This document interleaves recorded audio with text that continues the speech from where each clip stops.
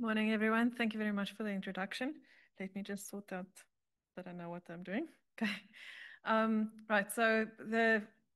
I'm going to give an overview of what happened in the past year. We present South Africa Bioimaging almost every year, and I just realized everyone else introduced their network properly. I'm jumping in with what's the first thing that happened this year.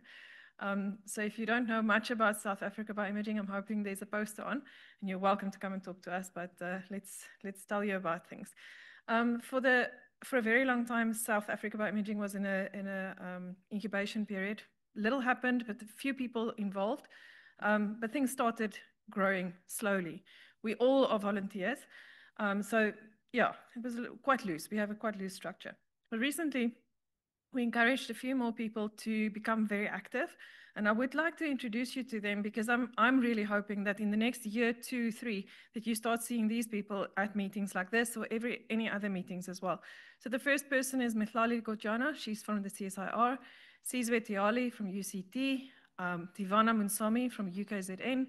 Nonkululeko Pili from University of Pretoria. Tabang Sebanda, UCT. And Chantal Venter, also from Stellenbosch University. As you can see, in the past, we have a very strong South in Western Cape, strong bioimaging representation. You've seen Karen Jacobs here as well from UCT, but we are very glad that we are also now including more and more people from the north of the country, UKZN, University of Pretoria. There are other universities also that are becoming a lot more aware of what SABE is doing. So we're not just only anymore in the Western Cape. What we as a team of 7 are doing, we have monthly meetings. It's first started with just what are the strategies that we need to follow to grow the community. Our team name is Let's Grow the Community, basically. We decided what our responsibilities for website content. I think our strongest, easiest, low-hanging fruit is to make sure that our website becomes a very vibrant platform, and also sending much more regular newsletters with relevant information. So the SABE visibility increased incredibly this year. I just want to, is there a pointer on this? Let me just quickly see, pointer. Yeah, you'll see in 2024, early on, the last one that says really a newsletter was May 2024, and everything else is quite random. When I get a notice, I send it out because there's a deadline. And then since we made this team, we started really to structure that we're trying to do monthly newsletters. And you'll see there, the numbers were fairly similar in the beginning, but later on, just one anomaly here. We've done the newsletter in July, but I sent it to the SA Bioimaging Gmail account and then sent it from there. So we don't have the stats. And then I decided, no, we need to get back to this so that we can follow the stats. And then the last newsletter, we've already jumped quite a bit in people that really are interested. The newsletter is also improved a lot due to the fact that in the last month, we have the team now really involved in making sure that it's improved. The rest, it wasn't. Yeah, I just wanted to point that out. Then another thing that we noticed is at the end of July, before this team really got going, we were still strategizing, but lately we had about 153 followers on LinkedIn in July 2025, 2 months ago. And we launched a bit of a LinkedIn, what do you call it? They were weekly campaign. And in 2 months, we've grown up to 225 followers, 2 months, just because we started doing something active, and it wasn't just one person anymore, it's a team. So I just wanted to say that we are very proud that we have now more active members, and I'm very excited to see what's going to happen if we really gain momentum. Then also, we're privileged to have, through the GBI job shadowing program, Dr. Yuri Balyaev from the University of Bern visited my facility. And as with the goals of the job shadowing, we shared our best practices. He shadowed my user meetings where I consult users, because in their facilities, that's a model they don't follow. They don't have user meetings. He just looks after many, many microscopes. And then the other thing that Neil mentioned, we do a lot of 3D CLEM optimization, development, etc. One of our staff members is a CRICS fellow, so she works with the CRIC EM team to develop our protocols.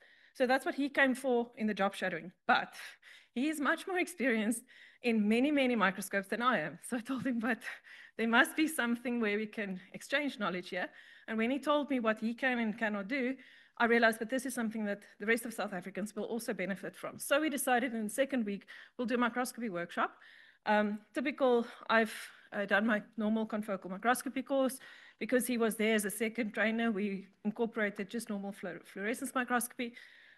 He gave an image analysis in Fiji course. These are fairly typical. I know many of you run it, but what we do not have in South Africa is proper training on microscopy maintenance and calibration. Many of you in the Northern Hemisphere might have this as a given.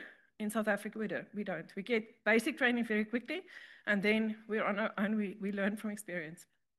So we invited people from over South Africa, and in the end, we had Pretoria University, UKZN, KwaZulu-Natal, Rhodes University, Stellenbosch, UCT, and the Department of Forestry and Fisheries representatives in this course. 5 people of these represented core facilities, so it's definitely people who are looking after their microscopes, and we managed to give 5 travel grants to make sure that these people come. I think that's also a step forward for SABI in general. Then our industry is excited about what we're doing. We didn't have this 3-4 years ago. I don't think industry really knew what was SABI. But WIRSM contacted us recently and said, listen, we want to make sure that South Africans have access to the newest technology in their portfolio, in Evident portfolio, because WIRSM is the supplier for Evident in South Africa.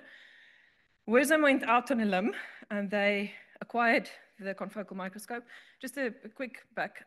Usually the suppliers in South Africa don't buy microscopes. They get a very short time period where they can demo a microscope in South Africa. We see it. It goes back to America or Europe or wherever, and that was our window of seeing what the microscopes look like. I know in AMI Center, they have state-of-the-art microscopes, but that's actually an exception.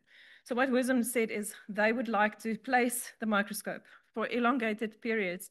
They'll start with our unit, and we have the microscope for at least a year, most likely a little bit longer until we have our microscopy workshop conference at the end of the year next year. So we are going to really make sure that we use this microscope, teach people how to use it, give feedback when we can, etc. And so we are very excited. Stellenbosch University had to buy in because we do pay a very small fee for maintenance costs. And yeah, this is a very exciting development. Now, it sounds like it's a Stellenbosch WIRSM thing. They made very sure that we understand this must be a SABI initiative. They do want SABI members to understand they have access to this new technology. Then we don't only work with WIRSM. We're not one company network. Zeiss approached us and said they want to showcase their latest LSM 990 with light field technology. They have a long program of dates and things where they will host it. They want to make sure that we have networking events where SABI members can actually interact as well. So they made sure also that we know it's a SABI thing. Last thing, no, 2 things more.